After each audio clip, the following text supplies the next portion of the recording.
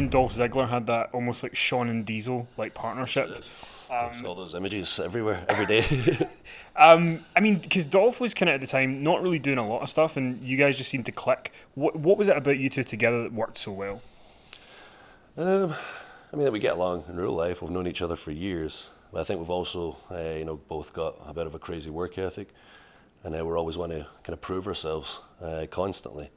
We had the same kind of mentality of, if there's people on the show that don't necessarily belong, then we want them off. And that was like the way he was thinking. The way I was thinking was, as much as it sucks, if you remind me of the younger me, and you're not giving it your all, you probably don't belong on the show, and I'll give you some advice, and hopefully you can figure out things out within the system, because doing it the Drew way and getting fired is not going to be easy. But we had the mindset of, when we're out there, like Dolph always says, that we're looking to steal the show and be the number one segment. So both of us try to up each other, hopefully helped our segment each time. Plus we had a sweet finishing move. And what do you remember about the first time you saw Vince when you came back? The first conversation, was there something that you made sure to say? Was there a way you wanted it to go? What do you remember about that? No, he's the one that said it. He gave me a hug and said, "Welcome home," and it was kind of hard to speak after that. And then obviously last year at WrestleMania you were in the match with Roman Reigns, and Roman Reigns kind of got the big win there. And you've talked in interviews before about how some people complain if things don't go exactly their way, but you kind of made the best of that situation, being in a big WrestleMania match with Roman Reigns. Was that like a sign that the company had faith in you? They were saying, "Here's this big spot in WrestleMania." Yeah, 100%. It's a big sign of trust from the company, from Roman himself, obviously coming back from the leukemia. It was a big match that he had to win, and the fact that I was, picked by the company, and I'm sure Roman himself, to be in that position, I was very proud of. And like I say, just because you don't always get the big win, that's not the end. It's 52 weeks a year. Each week you got to go out there and prove yourself, or you can sit and complain on social media and it does absolutely nothing, or you can work your ass off and make yourself undeniable. And that's all I thought after that. I was part of this big moment. That's cool.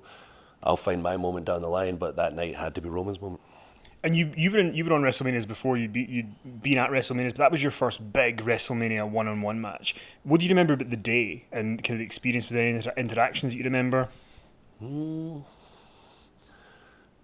really. I remember telling myself to enjoy it, because I was so stressed when I was younger that I didn't really remember the days of Mania. I'd sit there just tense all day and worried, which I was like in the ring a lot of the time, so I don't remember much of the first run. Now I'm more relaxed, I take everything in, I enjoy every moment, so I made sure I enjoyed the day. But the only thing I really remember that was interesting was I remember seeing the sign as I walked in the building, like bagpipers, and I thought, Ronda's got bagpipers, that's weird. And I carried on walking and never thought anything about it till like 4 p.m. And then they said, we got to do your rehearsal for your entrance. I was, all right, no problem. But the bagpipers, I went, wait a minute, she's got Joan Jett. Bagpipers are mine. So I think I found that out a few hours before the show started. I had no idea. And Royal Rumble this year, obviously a huge moment. You win the Royal Rumble, you eliminate Brock Lesnar. Talk about that day, talk about finding out you're going to win the Royal Rumble, the reaction from the crowd, because they couldn't have been happier that you were the guy to win. Yeah, it was wild. Thinking, knowing I'm going to win, that doesn't mean anything. I didn't believe anything until it happens in this business. I've got many stories of me winning many things that never actually materialized. And some of them took hours before it actually happened. So yeah, I didn't believe that was going to happen for a second, but the fact that I was getting to eliminate Brock Lesnar, I knew that was going to happen, and that was a big deal. The fact that obviously Brock approves everything that happens with him, and the way it was structured when he was just dominating everybody, and it looking like he might just run through everybody and just win the Royal Rumble. And I was the guy put in that position to eliminate him, was just such a huge career-making moment for me. And I'd be happy just at there. But to actually go right through after eliminating Brock and eliminate Roman, again, I didn't believe it was happening until Roman's feet touched the ground.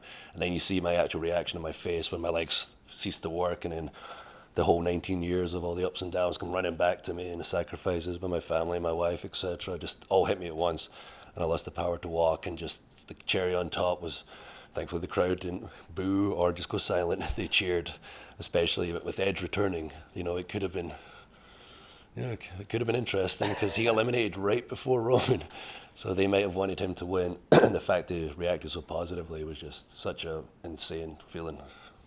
How important is Paul Heyman behind the scenes on Raw? We know that he's an EVP now. He's in charge of a lot of the storylines on Raw. How important is his aspect of your storylines? Very important.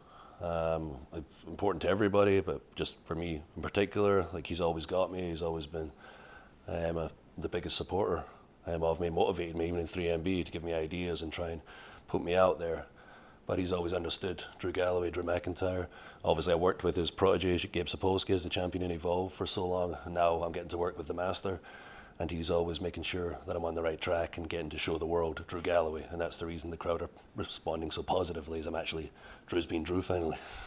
And last question is, obviously WrestleMania is coming up in Tampa, and you're not only in a big match, you're in the main event against Brock Lesnar. Like, how are you feeling about it? Like, I know it's a weird question to ask, but how are you feeling about it given your entire history getting to this point? I mean, I don't really feel like anything until the week of the show. Like, I take everything one day at a time, or like each moment at a time. Like during this interview, I'm trying to make sure I don't lose my voice because it's slowly slipping away from me.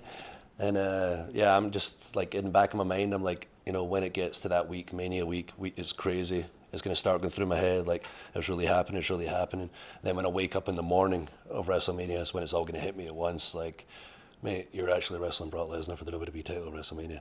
Get your act together. You've got a few of us. That's how I usually deal with everything. Well, good luck, and there'll be a tartan army there, I'm sure, to see you win. Well, it better be an actual riot. I keep telling people, they think I'm joking. I was like, you know, if I don't win, then people say if such and such doesn't win, there's a riot. And they're like, oh, and there's never a riot. I was like, I'm from the UK, we're mental. There might be an actual riot, like bottles getting broke off heads and stuff if I don't win. Not that I would be seen to do that, but, you know, maybe encourage someone else.